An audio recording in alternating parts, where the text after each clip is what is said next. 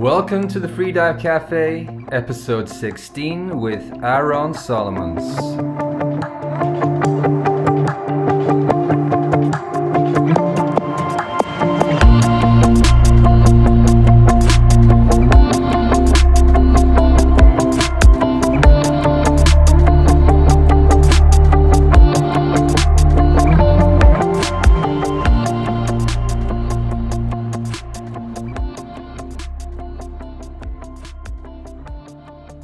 My name is Donnie, host of the Freedive Café. The Freedive Café is long-form interviews that get into the backstories, the training, the challenges, the passions and fears and personal philosophies of the merry band of breath holders known as Freedivers. The Freedive Café can be found online at freedivecafé.com. All the episodes, show notes and the blog can be found there.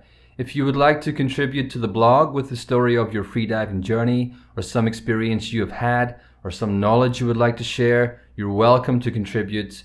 Get in touch through the contact page on the website and we'll take it from there. There is a Facebook page too. Go to facebook.com/freedivecafépodcast and hit the like button. Occasionally I'll be posting things there too. For those of you listening on your mobile, the podcast is now available through TuneIn, which is an app you can download. It's also on the podcast player app for Android. And of course, I mostly recommend Stitcher, which is my favorite, iTunes, and Google Play Music. Make sure to subscribe to the show so you never miss an episode. The best way to keep up to date with everything Freedive Café is to go to the website and put your email address into the little subscription form on the right-hand side of the page. It's not one of those annoying newsletter forms, I promise. It's just so you can get notified when anything new appears on the site, whether it be a new episode of the show or a new blog post. This episode of the Freedive Café is brought to you by the world's most awesome of audiobook suppliers, Audible. With over 180,000 titles to choose from, there's endless listening pleasure waiting for you. If you just need something more hardcore than a podcast sometimes, an epic audiobook might be the thing for you. And the Freedive Café has teamed up with Audible to bring you an amazing offer. If you go to audibletrial.com/freedivecafé, you can sign up for a free 30-day trial and you can download one audiobook of your choice for free. It costs you nothing. You get to keep the book and you're supporting the podcast because Audible will send us a few bucks. So what books could you get from Audible right now? What about something one of our guests has recommended? Stig Pruge on episode 4. He recommended the Harry Hole books by John Nesbo. You can get all of them on Audible. And Stefan Tureau, episode 5. He suggested The 4 Agreements by Don Miguel Ruiz. That's on Audible too, and you can get it right now if you head over to audibletrial.com/freedivecafé. As always, the Freedive Café is made possible by the special group of supporters who donate through Patreon each month. This show takes an enormous amount of time to organize and record and produce, and I do it all for free, and the show will always be free. So if you feel like saying thanks and buying me a cup of coffee sometimes, you can do that through patreon.com/freedivecafé. Hey, listen up, Patreon supporters. I have a feeling the group messages I'm sending you through Patreon might be landing in your spam folder. Please go and check your Patreon account and your spam folder to make sure you haven't missed anything because there's been some changes recently and some announcements and I don't want you to miss any of that. Okay, let's do it. Let me just say a few things about what kind of year 2017 has been. At the start of this year, I was embarking on a new life path, not for the first time. I intended to have a more centered, balanced and healthy life with more sense of direction and purpose. I'm pleased to say that I feel I have succeeded, and that was in no small part thanks to realizing that freediving is the life passion I was missing for all these years. And starting this podcast, seeing it develop so quickly into what it has become and imagining all the possibilities for the future, it truly has been an amazing journey and I'm so excited for what's in store next year. Without the support of listeners and guests, the kind words, the great reviews, all the reaching out people have done, I wouldn't have been able to do it. Thank you to everyone who listens. Thank you to all the amazing guests who have shared their stories and their time. Happy New Year. And now, without much further ado, I bring you the second part of our two-part Aharon Solomons special. Let's dive.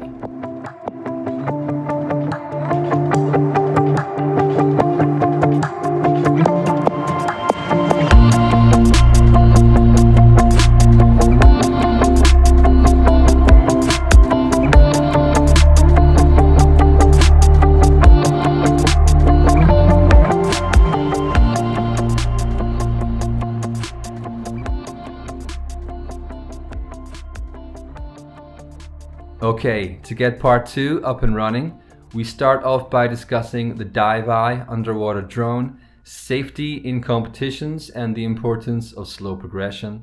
Then we start getting deep into things like nitric oxide, yoga, sleep waves and dreaming.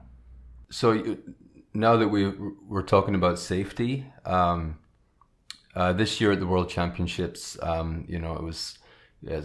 many people are saying that it's been revolutionary in some sense, that because for the first time thanks to the Diveye, the underwater drone, we've been able to see the freediving competition in all its glory, so to speak. So the drone was able to follow the divers through their entire dives, and the footage was supported by live commentary. I was watching this. I don't know if you were, but we saw a lot of blackouts and LMCs. Do you think there is a problem in the competitive freediving culture that blackouts, LMCs are considered inevitable, or are they really just inevitable and just part of the sport? Okay, let me hit a few things. I am the biggest welcomer of the Diveye that you could possibly imagine. Now, all the secrets are out in the open. The secrets of tactics, which are the main things for a deep diver. Do you do 8 hard kicks, 8 soft kicks, and then get to 30 meters and go into a glide? Or do you go into the glide at 55 meters where you have, at 30 meters, you start doing intermittent kicks? What I'm trying to tell you in very simple terms is that it exposes all the business of tactics, which is dependent on weight, where your neutral buoyancy is at. It depends on your streamlining. It depends on everything else. And you can, for the first time, everything. For a trainer, we have started to train our own trainers to learn how to train, to learn how to look at these things, how to analyze them, and how to convert them and become even better trainers. And I think that we will discover true safety when trainers begin to pool their knowledge and not regard knowledge as some sacred nut for a square that should not be shared. All knowledge, I think, as in the old days, should be shared and should be accessible to people. This is my honest belief. This is why I put 27 hours of yap into webinars. I mean, my training for deep diving at the moment is 2-part RV training. Yeah. The first part is to learn the equalization tactics and to get the blood shift going.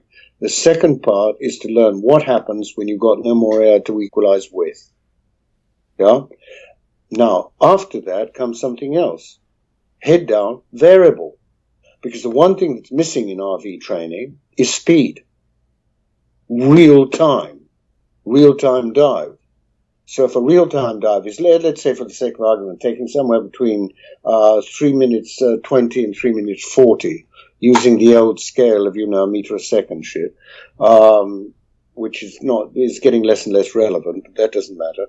I mean, it's just to illustrate something. You can arrange your head-down variables to take exactly that length of time, yeah?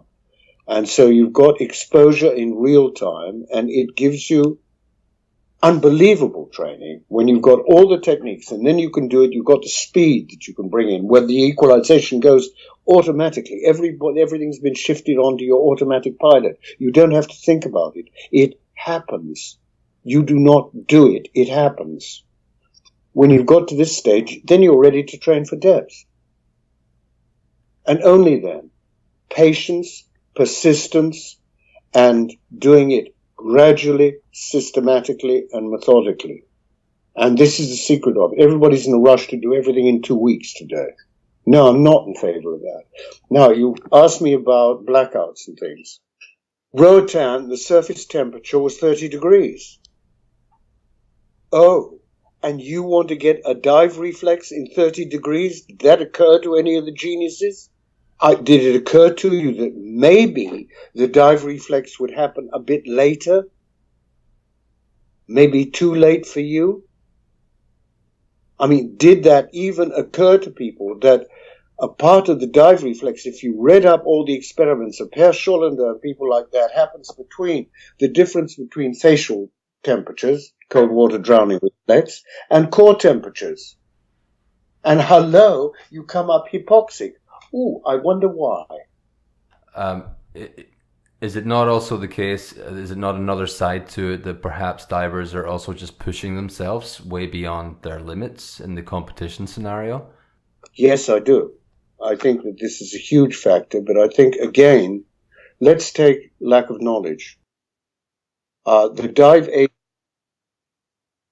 agencies that are responsible for doing education today, including AIDA, there's an awful lot lacking.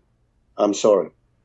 I'm not going to go further down the road than that because I'm an AIDA instructor, but in all of the agencies, there's a huge amount lacking. And let's take one of the main things that's happening. If you say to somebody, what do you know about NO? They said, oh, you mean no? No, I mean NO, nitric oxide. Oh, that's something that's a laughing gas that your dentist give, isn't it? No, it isn't. It's something that's produced in your paranasal sinuses. It is actually does two things. It's a vasodilator, and it is also performs as the biggest antioxidant in the world. After a dive, you get, do people really ask themselves, after a 90-meter, 100-meter dive, you're as tired as you would after you want to go to sleep, you want to rest. You're as tired as you would after a marathon. And you've only been exercising for 3.5 minutes. What's going on here? Now, the whole thing, we have a physiology that doesn't happen in any other sport. We have something called ischemia and reperfusion, blood shift. The blood leaves the arms and the legs and goes towards the core, okay? Now, when it flows back again and all the rest of it, the body is flooded by what's called ROS, free radicals. They're the bad guys. They're the things that make you tired. They're the things that make you feel as if you're overtrained. They're the things that make you age. So, here we go. You only have a certain amount of nitric oxide. It takes time to replenish. If you don't replenish it, you get more and more exhausted and you get an overtraining syndrome that most people can't understand, because I've trained for marathons, I've trained for this, I've trained for that, and the exercise is much greater than what I'm doing in freediving. Why am I getting so tired? Why am I getting overtrained by one goddamn dive? And they can't understand it. It's because they don't understand the physiology of it. The thing that brings your levels of NO back again is rest. Rest is a critical part of depth training. And this is not understood. It's push harder, push further. I'm feeling tired. I'm feeling whacked out yesterday. What should I do today? Oh, I'm going to push more. I'm going to do hurrah, hurrah, hurrah, and push. No, you're not, unless you're a complete bloody idiot. You're going to rest. And then this stuff is going to come back. And then you're going to feel like a new man. And maybe you help it with a few supplements like L-arginine and a few other things, beetroot juice and other things that will assist the process on its work. And the whole thing. So overtraining is a huge part of the problem. I'm going to the competition. How many rest days should I program in?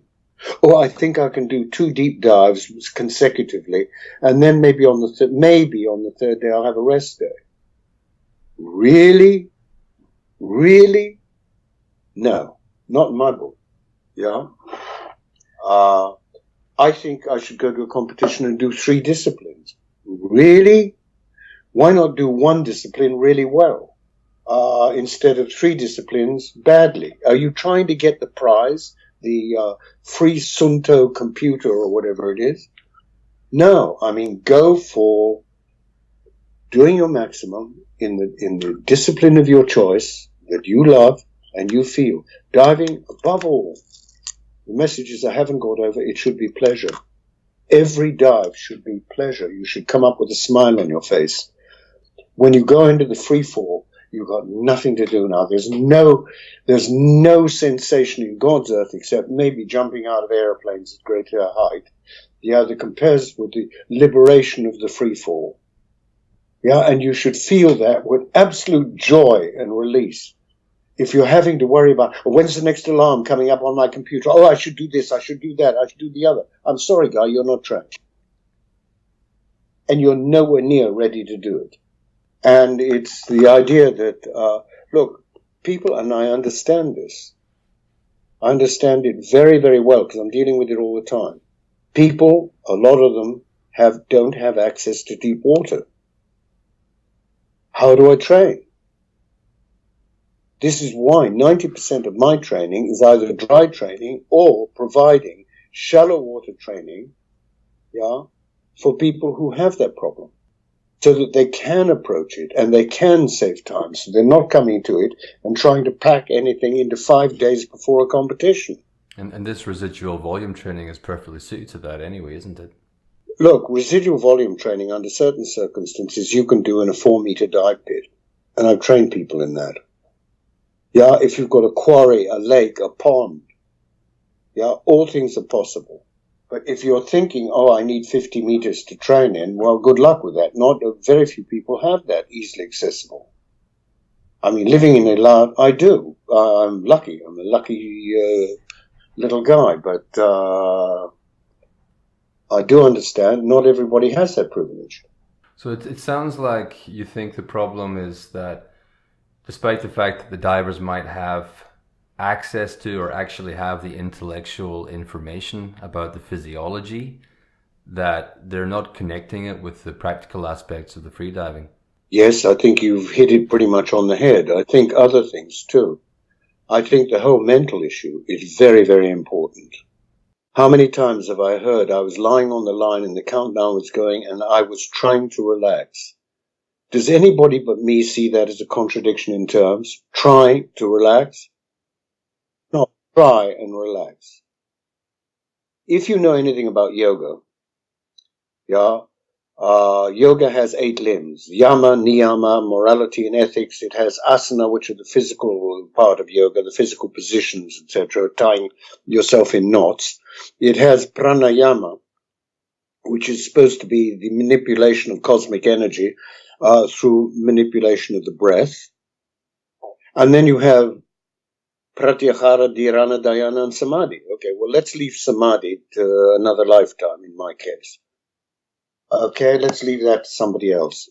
Pratyahara, the first one we can aspire to, it's called sensory withdrawal. What happens when you go underwater? First of all, you see less well, particularly if you're not in a mask or goggles. Then, do you hear so well? No, you don't.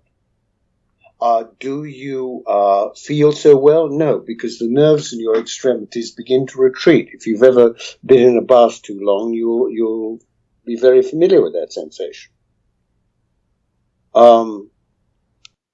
Pratyahara happens by itself. We don't have to think about it. The whole art of training is to put everything onto the automatic pilot so that things happen. We don't will them to happen. They happen. Look, here's a little simile. You're driving your car for the first time after you've got your license, yeah, and it's the first time you're in the car by yourself. Okay, I'm going to deal with this imagery for a stick shift because I'm sorry, I'm not into the modern world as yet. which I never will be. So you'll sit in the car and you think, what am I going to do now? Oh, right, I better check to see whether the mirrors are for me because my brother was in it and he's quite a bit taller than I am. Okay, I do the mirrors. Now, seatbelt, right. Now, what else? I better look and see whether the handbrake is on and whether the car's in gear. Okay, now what do? Okay, I start the ignition. Then what do? I look in the mirror, signal that I want to move out to the left. And then the next thing is I depress the clutch, slide it into first gear, the gear shift, and then ease up on the clutch, give a little bit of gas, check again in the mirror, ease out into the traffic, and I'm talking to myself the whole time. Are you with me so far? A week later, a month later, I get to my office and I think, what the hell happened there, guys? The whole time I was thinking only about one thing, the argument I had with my girlfriend before I left the house. Now, it's a well-known fact that men never have the right response on the moment. They always spend the next week agonizing about what they should have said at the time. Yeah. So you've been agonizing what you should have said to her the whole time you got to the office. Who drove the car?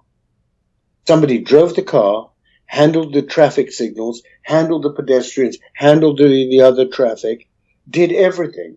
And you were thinking about your girlfriend. Right. Everything was done automatically because it was already programmed into the nervous system, right?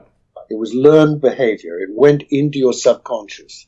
This is why I use a hell of a lot of sleep teaching techniques. By understanding what sleep research has shown about the stages of sleep, about the stages of brain activity, the alpha wave, from about 14 hertz down to about 11 hertz, the theta wave from 11 down to about 4, with the delta wave 4 down to 2, which part of the mind are we dealing with? Light meditation in the alpha, theta, you're slipping into the subconscious mind, and delta, you're in the unconscious mind. And how they all relate, when your REM sleep kicks in exactly, what the REM sleep does, it's defragging the computer, it's getting rid of mental constipation. I mean, if you were hypnotized now, you could probably remember in exquisite detail maybe a room you were in when you were 2 years old. That there's no way by just sitting down and trying to remember it, you could remember. No, it means that some mind has recorded that in exquisite detail. That's the subconscious. Now, the subconscious can get choked up with over-information. So the defragging process is your dreaming state. So, hey, does that tell you about maybe when's the best time to train? All kinds of things. It teaches you knowledge, gives you the power to time your training, to understand that each level of sleep, each of the stages of sleep, which are about 90 minutes, the REM period can go from 40 seconds to 40 minutes. It teaches you also how the breathing pattern during the different stages changes. So if I want to get in touch with my subconscious, maybe it's a good idea to know how I breathe when I'm in the subconscious. And maybe one leads to the other. All kinds of exciting stuff like this. Do you follow what I mean? We had, the bloodbath in Kalamata. We had a lot of blackouts this time in Roatan, but I think not so much lung squeeze.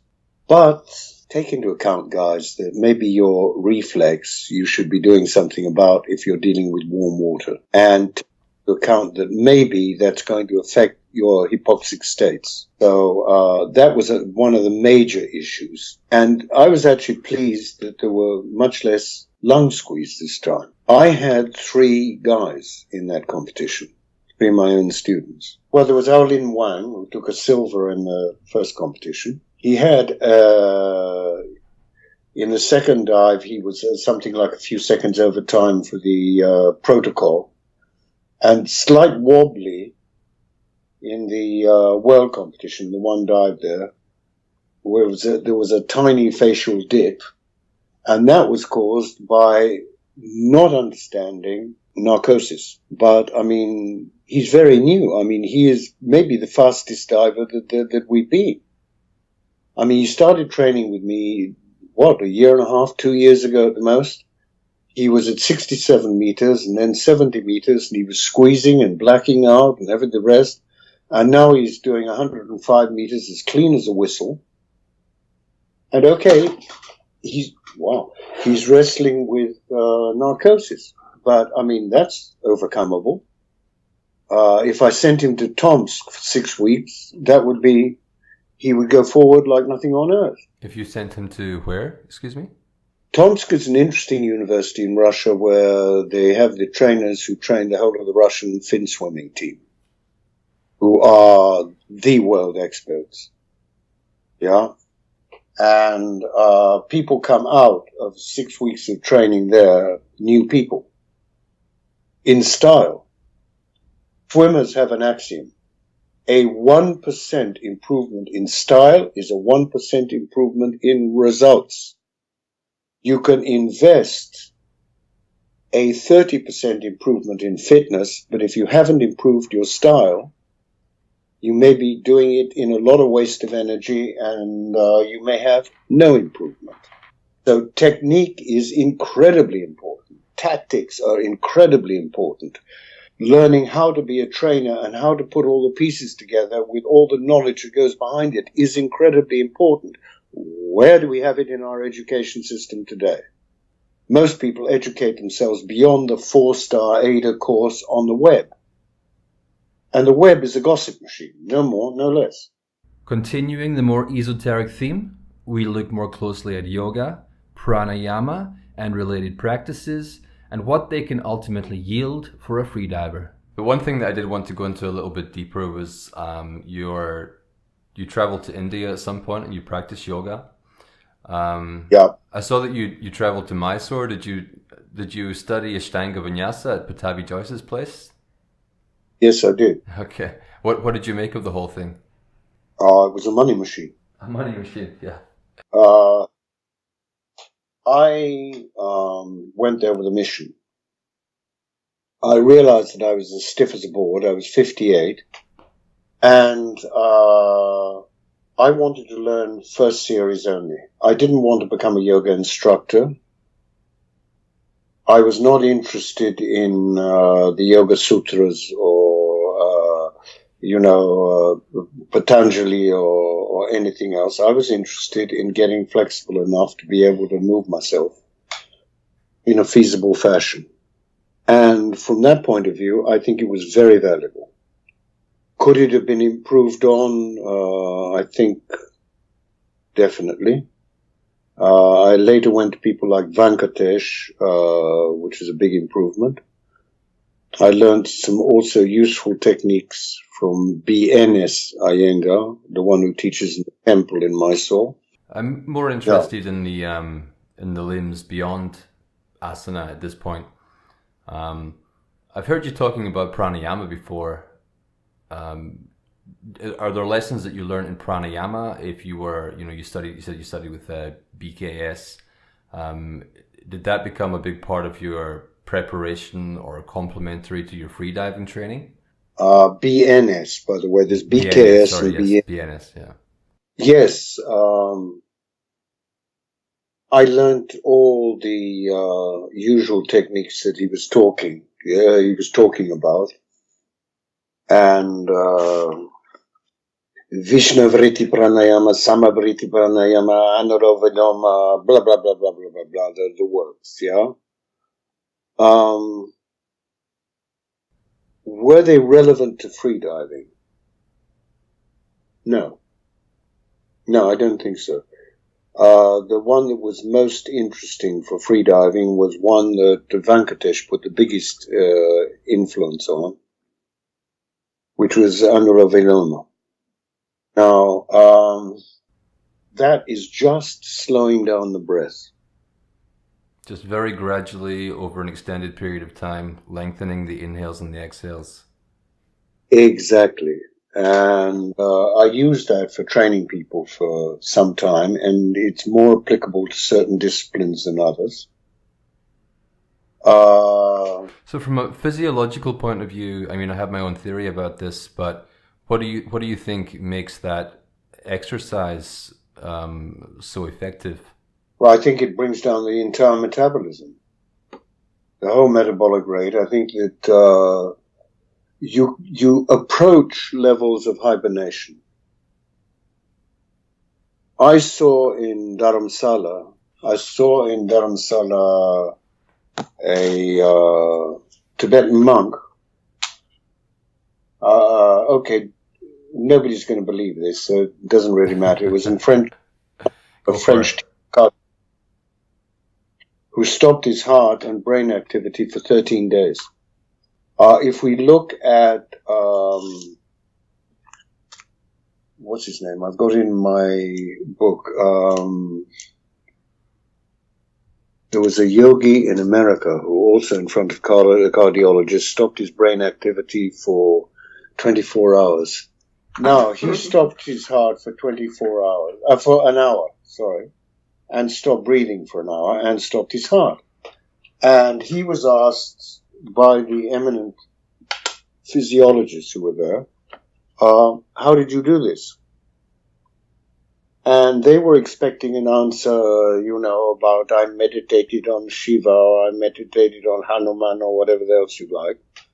And he turned around to them and said, I control cellular exchange of gases in my body. And they went, the equivalent of, what the fuck? Well, there's a place near Pune in India, which is a research institute,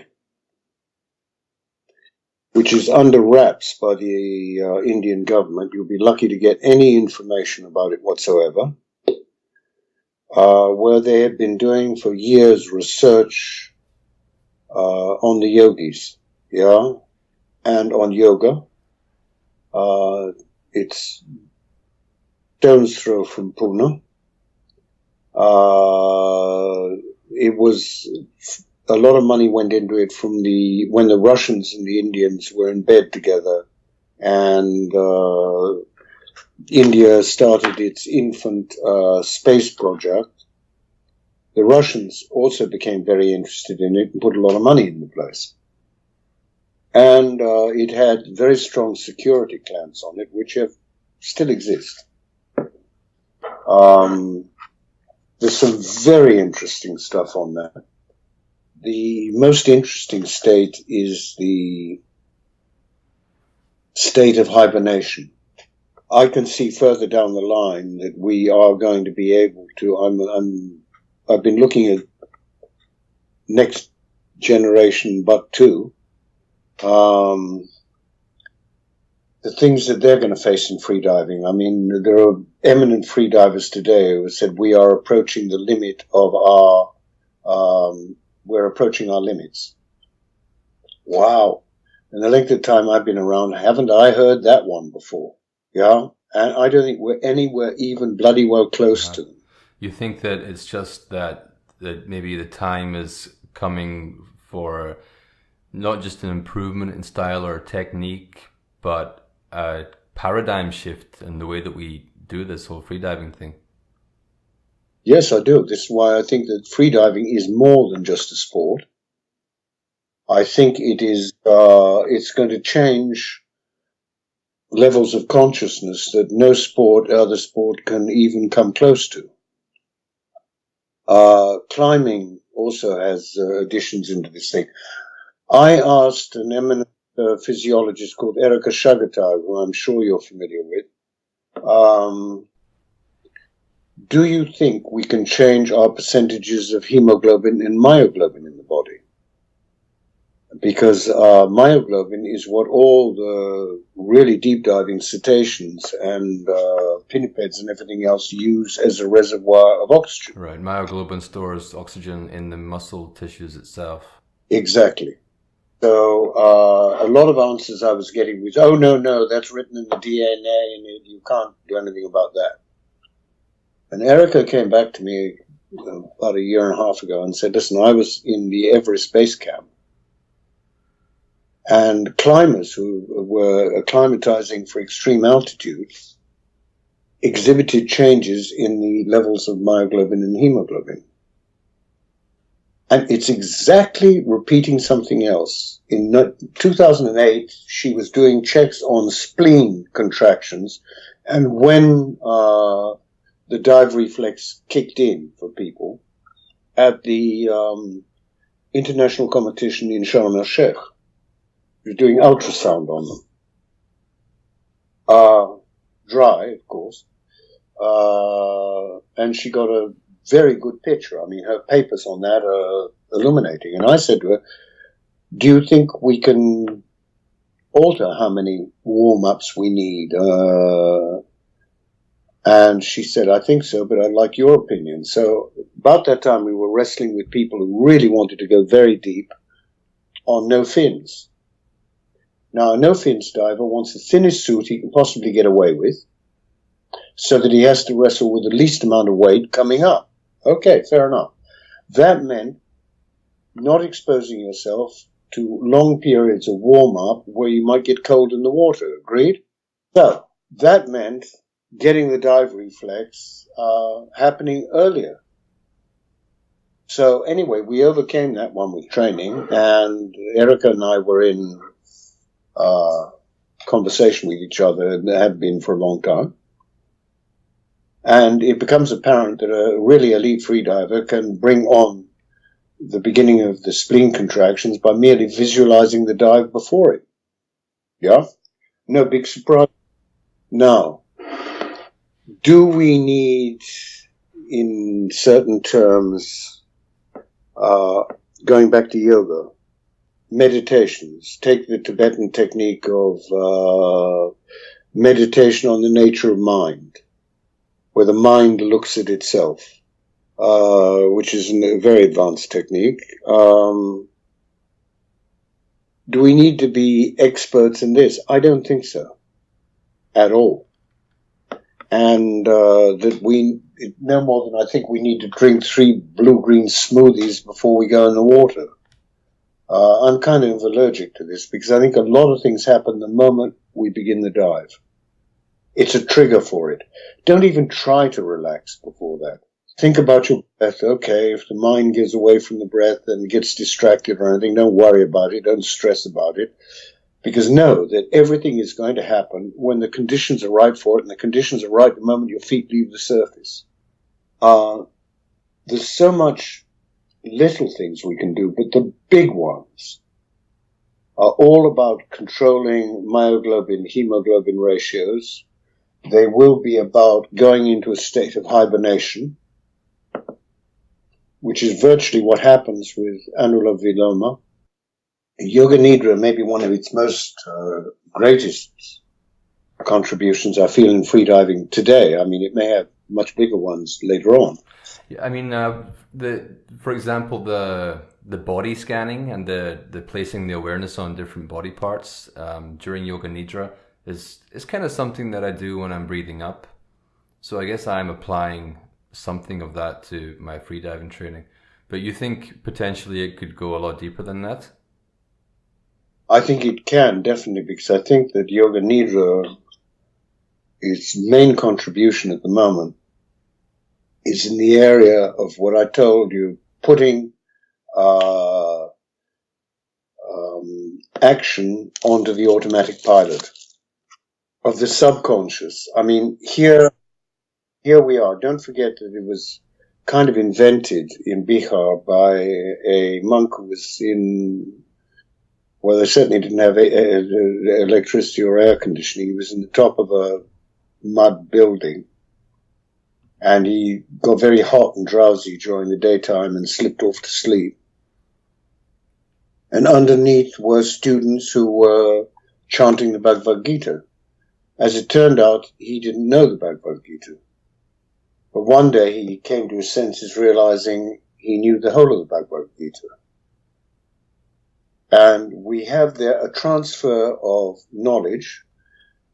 Sports scientists will say to you that for a motion, a movement to become habitual knowledge. Yeah, in other words, to be unloaded to the subconscious takes from anywhere from 18 to 28 repetitions. Okay, I'm not sure that I buy that number of figures exactly, but there you go. But I think it can cut down an awful lot of that. I really believe it can transfer visualization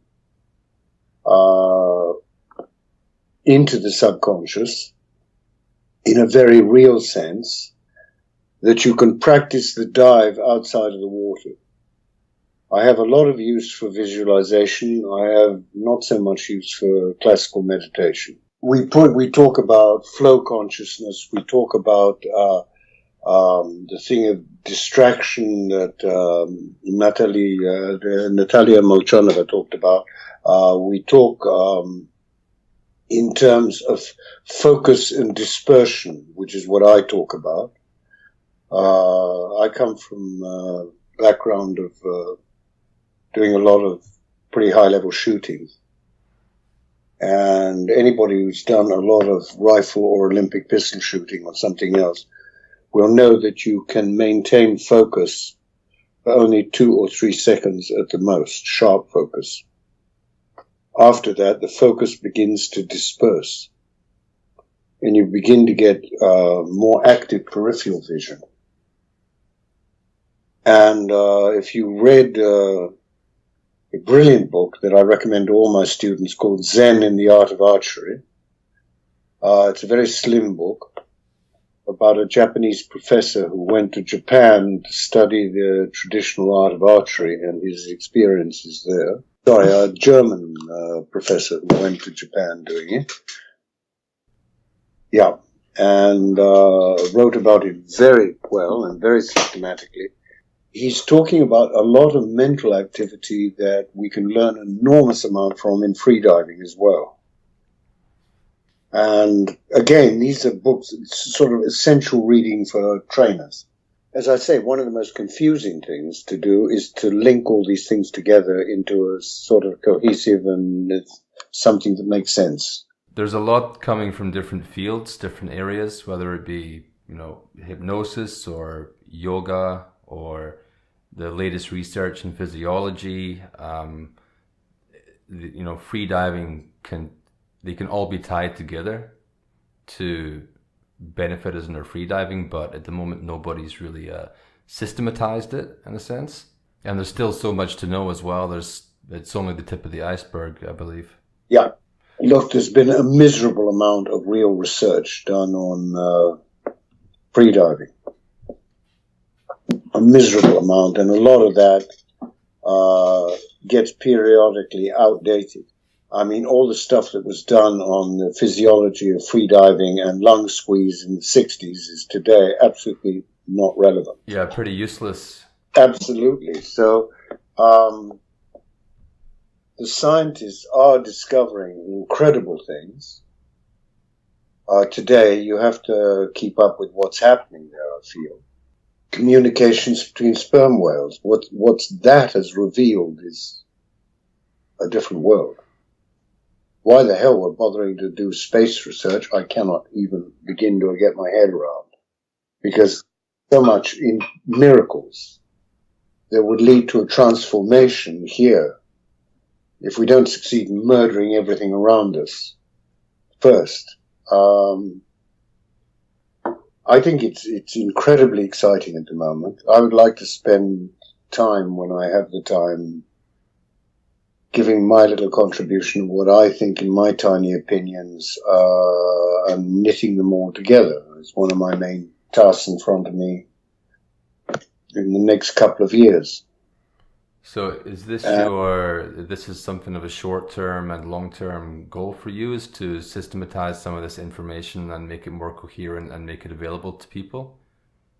Yes, absolutely.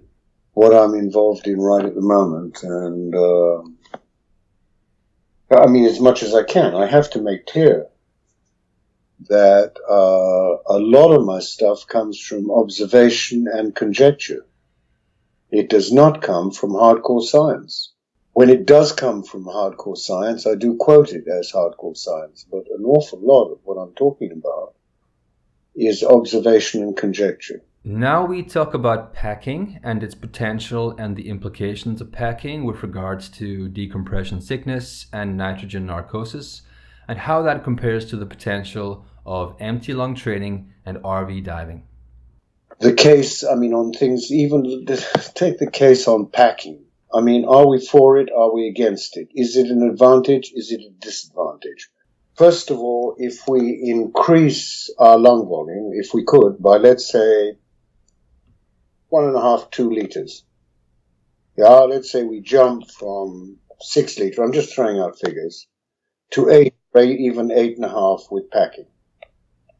Having increased it with packing,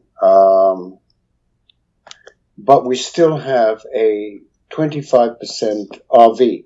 Now, can we hope to go deeper than somebody else who has a 4-liter capacity and the same RV? We're both actually going to reach our RV at the same depth. But if we can pack by 2 liters more and we can reduce our RV from 25% to 20%, then we would have a significant advantage in theoretical areas of being when we could reduce our lung volume. But if I reduce, without increasing my lung volume, if I reduce my RV from 25% to 20%, I can go a hell of a lot deeper. Even if I did both, reduce the RV, increase the thing, could I extend the depth at which I could take mouthfill? Yes, if I was an idiot. Because there's no advantage, we managed to prove that practically, in taking your mouthfill really deep.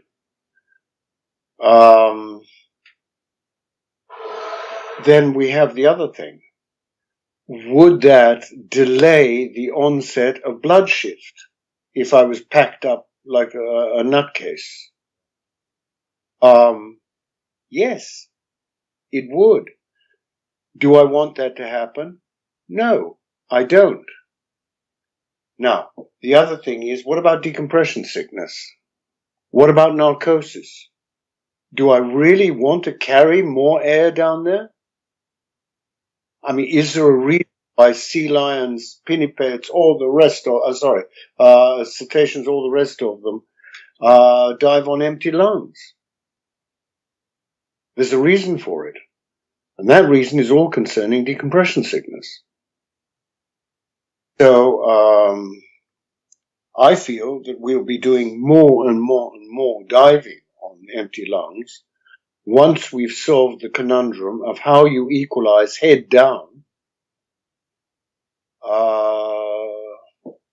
in a state of empty lung. And maybe there are answers to that question. Maybe there's a future there.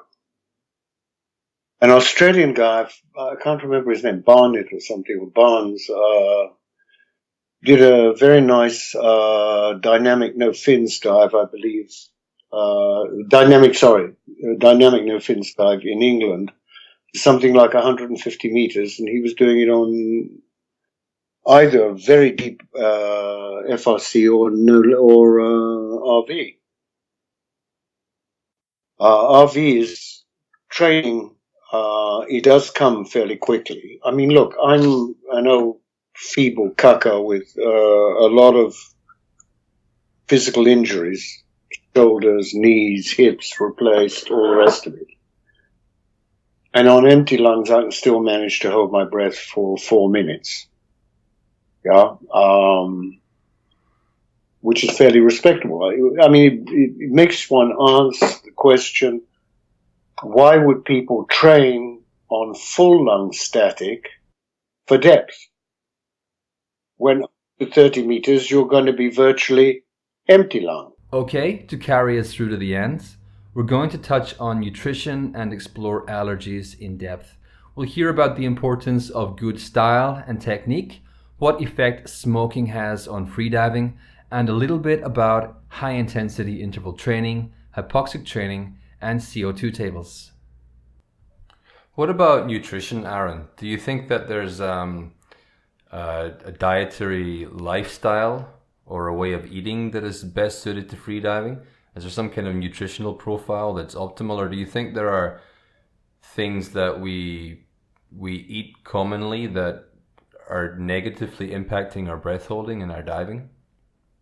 Look, I have respect for all beliefs on eating. I regard some as mildly comical. I regard some as fad. The so-called science behind it, in most cases, is laughable.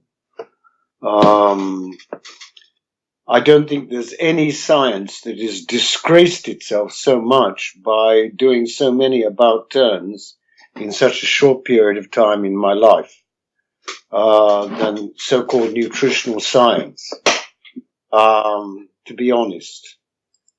I think there is something for the system being alkaline. I think there are definitely things that we have to pay attention to. But do I have a diet that I would follow, like the Atkins diet or veganism or the paleo diet or something else? Absolutely not. I do think there's something to keeping the system fairly alkaline.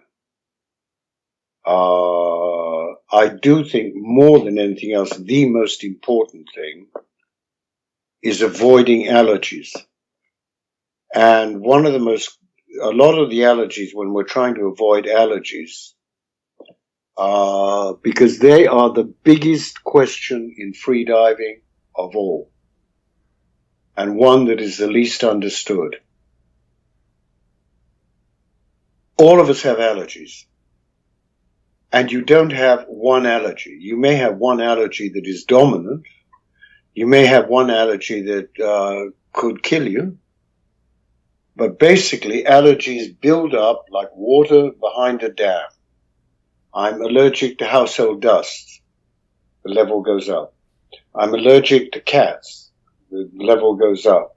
I'm allergic to peanuts. It goes up more. I'm allergic to politicians, policemen, and priests. It goes up even more, and rabbis. It goes up right over the top. And then we get an allergic attack, and everybody knows what that is, the runny nose, the coughing, the whole mess. But the man in the street doesn't understand allergies, because until it gets to the point of an attack, he can have quite a high allergic level where it never really affects him that much. If he was really self-aware, he might notice that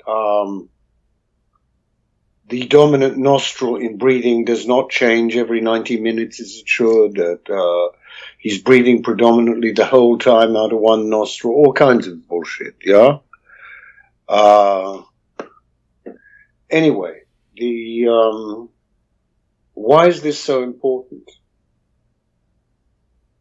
Because if I'm teaching people Frenzel, for instance, a lot of people say, look, I can do Frenzel dry. The moment I get in the water, I can't do it.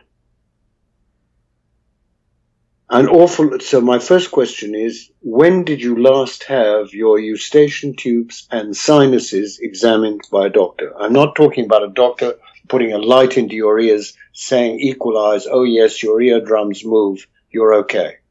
Because that's nonsense.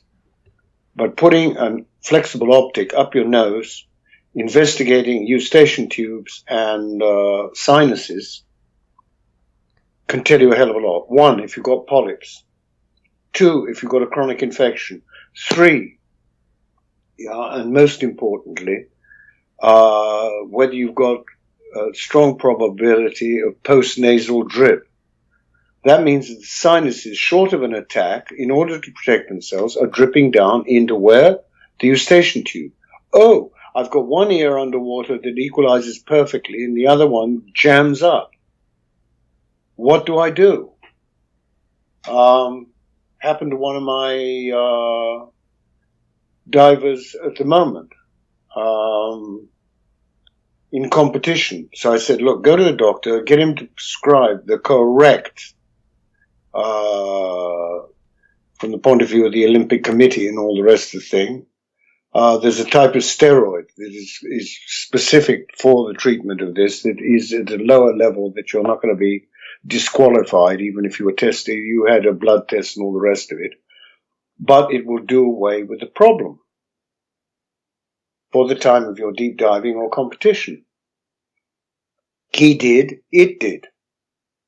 And it was utter success, and he came back with absolute joy saying, hey, I can equalize. Okay, so grip is one of the horrors of freediving. So I'm recommending to everybody that before they go and do a course or before they do a training period, go and get it examined and find out what's going on. Now, an awful lot of this, if you go to a Tibetan doctor, he's going to start examining your mucus. What is the consistency of your mucus? If your mucus is thick, there's something going very wrong in your system.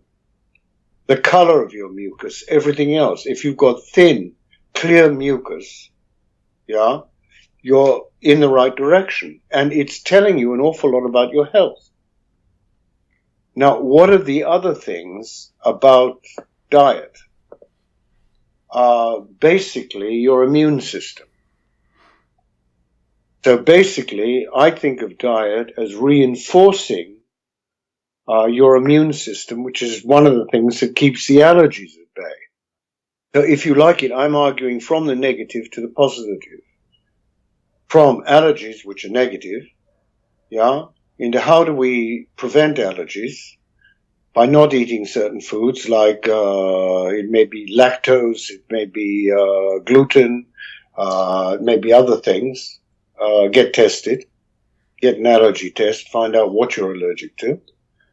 And then progress this. What makes us more vulnerable to it is when we're run down. And that's back to the immune system. That's also back to NO, our old friend. Yeah. So, I mean, this is the interlinking of everything. So I'm not for a specific diet. I'm looking more at effects of diet. But I think it's a very valuable and quite easy to miss point that you make there, that about allergies. So you suggest that budding freedivers should have their sinuses checked properly, and have an allergy test. Yeah, absolutely. If you want to do this game, do it. If you're investing, God knows how much. I mean, I get real morons, yeah. I don't know why, but maybe it's where I live or something. But I get real morons. They'll spend a fortune. They can't dive more than 5 or 6 meters, and they've got to have a computer. They've got to have the latest and the best computer. Somebody else has got to have the highest powered, the best, most expensive, most sexy carbon fins you can imagine. Yeah, and I'll say to somebody, listen, have you ever thought that if I'm going to teach you depth, the most important thing that you should have is your suit? Because if you're cold, I can't teach you anything. If you have only the suit and the nose clip, I can teach you 2 of the disciplines, 2 of the 3 disciplines. How about that? Now, which one is the most important? So nobody's thinking logically about that. And you know what? You're not going to get anywhere, mate, unless you sort out your physiological blockages. Then we can concentrate on the technical blockages. But if you say, I can't equalize, and I've got your video, I can do it brilliantly in the room and all the rest of it, and the moment I go head down, I can't do it. Well, have you had your sinuses and middle ear and eustachian tubes examined? No? Oh, maybe we should do that first, and then we would find out that actually we could then concentrate on the technical side. I mean, it would seem logical to me. Do you ask your students, potential students, if they smoke also? Yeah, I have a problem with that. Yeah, so I mean, I don't know if you agree with me, but you know, I have a friend of mine who smokes and dives and is complaining about equalization and can't dive beyond a certain point. And I said to him, well, you know, first thing you should really do is stop smoking and see if that's going to make a difference, because breathing, inhaling, burning plant material into your lungs and your sinuses constantly is not going to be conducive to the whole discipline of freediving, I think. That's true. And the whole blood issue is become a total mess. But then there were people like Bob Croft, who top secret used to smoke when he was doing record dives. Then we get other things. I have to admit, if I was truthful, that up to the age of 36, I was smoking 2 packets of cigarettes a day. And then came into my life at that stage in my life, though I've grown out of this kind of thing since then, a very beautiful girlfriend who I was with for 13 years. But she one day said to me, Aharon, do you notice that I don't smoke? And I said, yes, I think I have noticed that.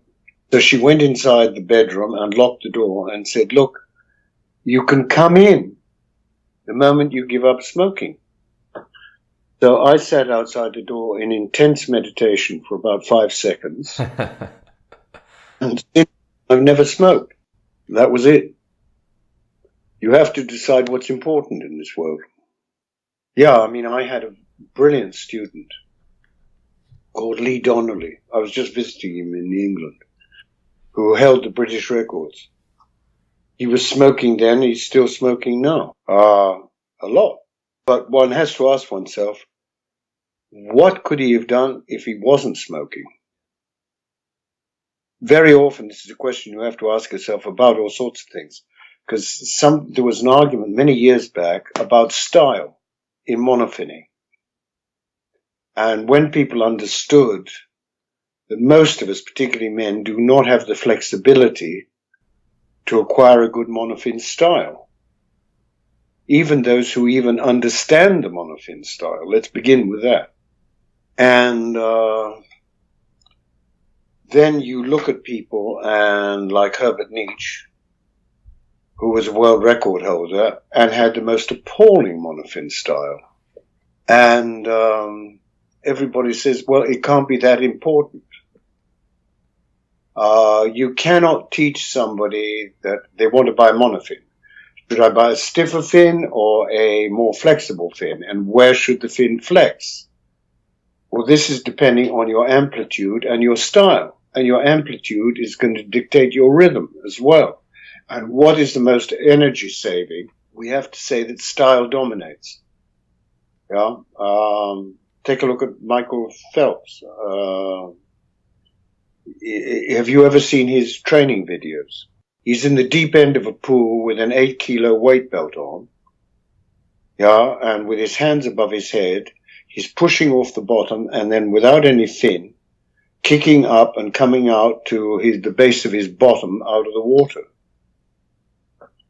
Multiple times. And you say to yourself, what?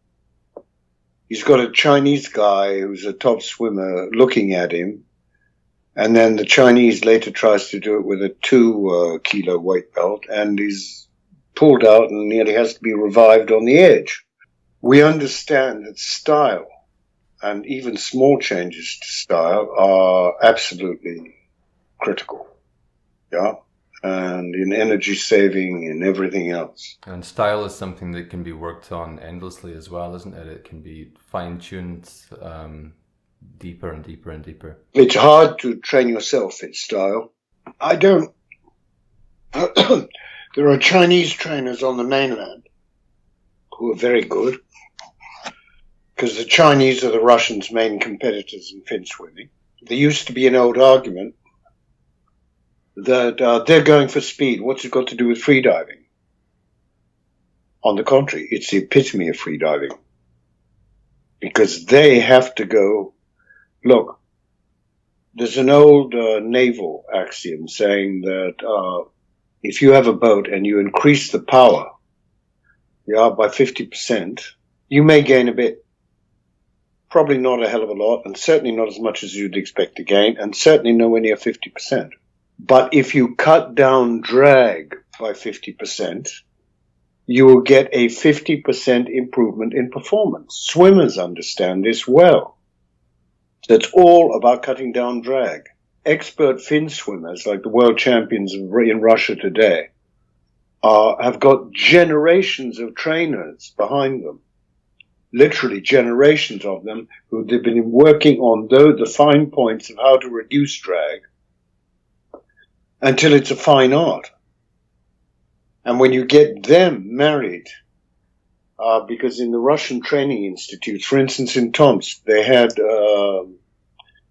their first monofin, which is the first modern monofin with the wings and everything else and the angle, was called the Egoist. Yeah. And it was made locally on the premises by they produced a company called Skate that produced it, because there was the absolute marriage between the trainers who had the technique and could see what their individual athlete needed. So, the questions, the lack of understanding about what's involved in the choice of a monofin and everything else is huge. I believe Alexei is doing his best to educate people on that. William invested a lot of effort in it by going to the flume in, the Canary Islands, where in one of those tanks where they produce a huge current against you, you can see flows and resistances and everything else. William understood the importance of this and improved his style a huge amount. But it's really, really, really, important that one understands the workings of style.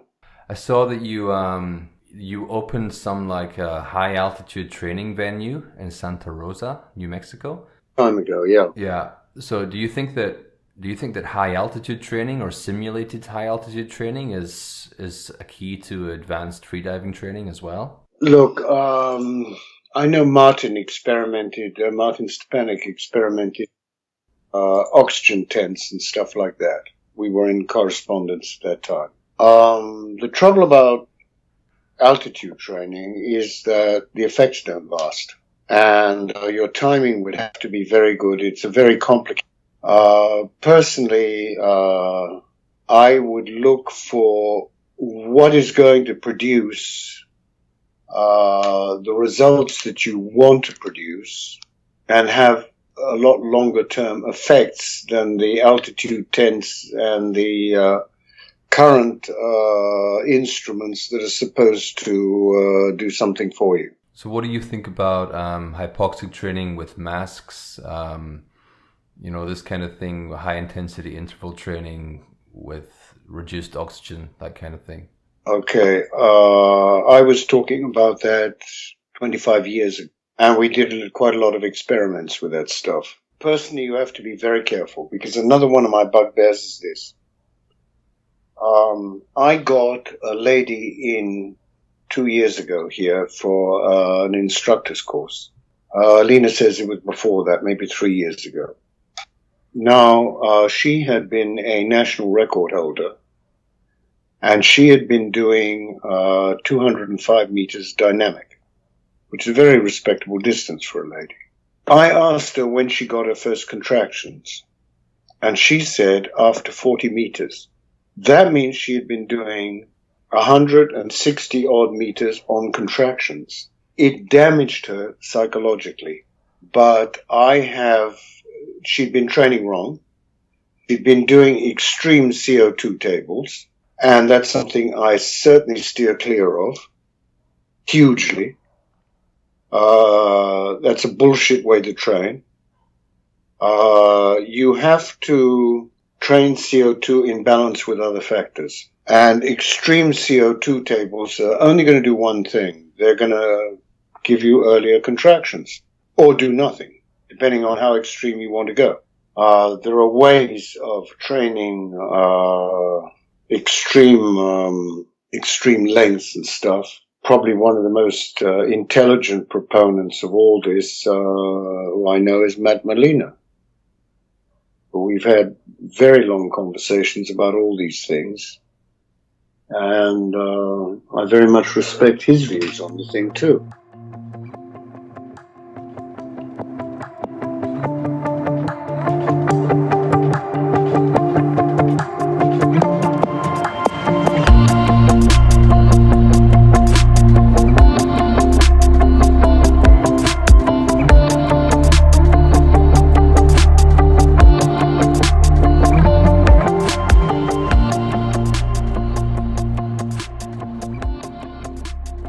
So the interview ends here.